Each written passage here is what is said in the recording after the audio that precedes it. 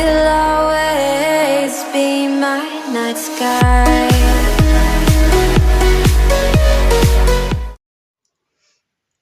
Hello everybody, welcome back to our channel, Learning the Holy Bible Together.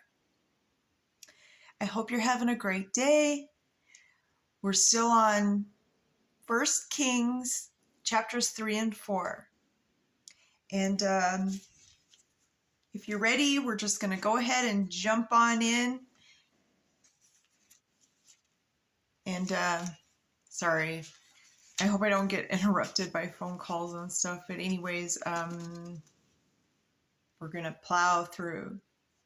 All right, let's get going before I get some more interruptions.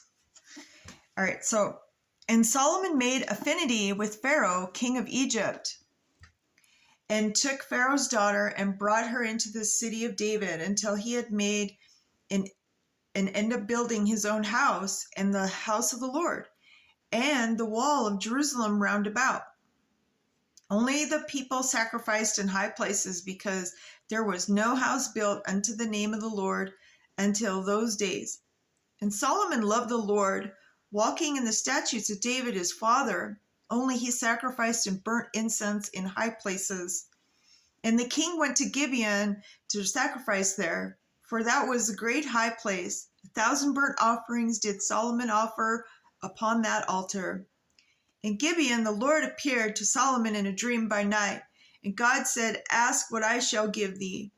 And Solomon said, Thou hast showed unto thy servant David my father great mercy, according as he walked before thee in truth, and in righteousness, and in uprightness of heart with thee.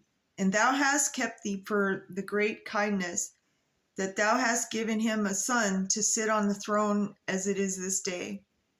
And now, O Lord my God, thou hast made thy servant king instead of David my father. And I am but a little child.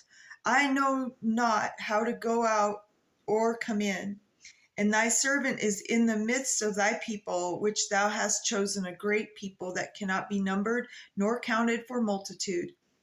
Give therefore the servant of understanding heart to judge thy people, that I may discern between good and bad.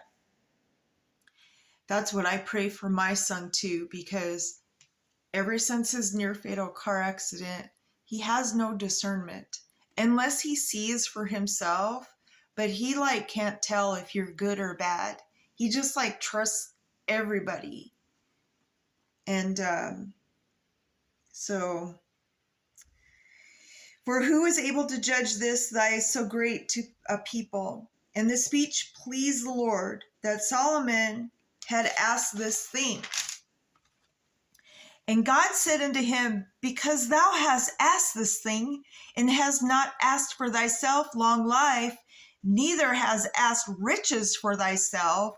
So, a lot of people, they think God's a genie, and that's wrong. Don't ever pray for a lot of money or this. That's not a good way to pray. So he's explaining that's that thing here, okay? So God is saying, since you didn't pray for long life or asked for riches for thyself, nor has asked life of thine enemies, but has asked for thyself understanding to discern judgment, behold, I have done according to thy words. Lo, I have given thee a wise and an understanding heart. See, heart condition. It's about your heart. I like to point out these so that everybody, it's just like a reminder, because this is the show, Learning the Holy Bible Together. So that there was none like thee before thee, neither after thee shall any arise like unto thee. And I have also given thee that which thou hast not asked, both riches and honor, so that there shall not be any among the kings like unto thee all thy days. And if thou wilt walk in my ways, to keep my statutes and my commandments, as thy father David did walk, then I will lengthen thy days. And Solomon awoke, and behold, it was a dream. And he came to Jerusalem and stood before the ark of the covenant of the Lord, and offered up burnt offerings and offered peace offerings, and made a feast to all his servants. Then came there 2 women that were harlots, meaning they were bad, unto the king, and stood before him. And the one woman said, O my lord, I and this woman dwell in one house, and I was delivered a child with her in the house. And it came to pass the 3rd day after that I was delivered, that this woman was delivered also, and we were together. There was no stranger with us in the house, save we 2 in the house. And this woman's child died in the night, because she overlaid it. And she arose at midnight, and took my son from beside me, while thy handmaid slept, and laid it into her bosom, and laid her dead child in my bosom. And when I arose in the morning to give my child, to basically breastfeed the child, behold, it was dead. But when I considered it in the morning, behold, it was not my son, which I did bear. And the other woman said, Nay, but the living is my son, and the dead is thy son. And this said, No, but the dead is thy son, and the living is my son.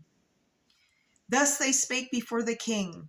Then said the king, The one saith, This is my son that liveth, and thy son is the dead. And the other saith, Nay, but thy son is the dead, and my son is the living. And the king said, Bring me a sword. And they brought a sword before the king, and the king said, Divide the living child in 2, and give half to one and half to the other. Then spake the woman whose a living child was unto the king, for her bowels yearned upon her son. And she said, O my lord, give her the living child, and in no wise slay it. But the other said, Let it be neither mine nor thine, but divide it. Then the king answered and said, Give her the living child, and in no wise slay it. She is the mother thereof. And all Israel heard of the judgment which the king had judged, and they feared the king, for they saw that the wisdom of God was in him to do judgment. So basically, she was accusing her of stealing her child and gave her the dead one. And so what he did was he called bluff. And so, of course, the real mother is going to say, anyways, that was pretty awesome what he did. All right, let's jump into 4. So King Solomon was king over all Israel, and these were the princes which he had: Azariah, the son of Zadok, the priest, Elahoreph, and Ahiah, the son of Shisha, scribes, Jehoshaphat, the son of Ahilud, the recorder, and Benaniah, the son of Jehoiada, was over the host, and Zadok the Abiathar were the priests.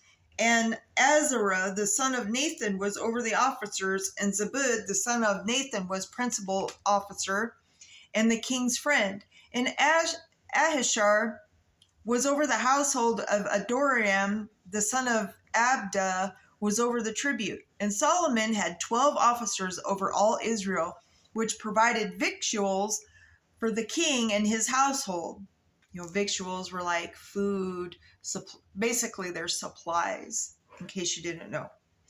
Each man his mouth in a year made provision. And these are their names: the son of Hur in Mount Ephraim, the son of Dakar in Makaz, and in Shabim and Bethshemesh, and Elon Beth Hanan, the son of Hezed in Arabath. To him pertained Sokoth, in all the land of Hepher, the son of Abinadab, in the region of Dor, which had Taphath, the daughter of Solomon, to wife.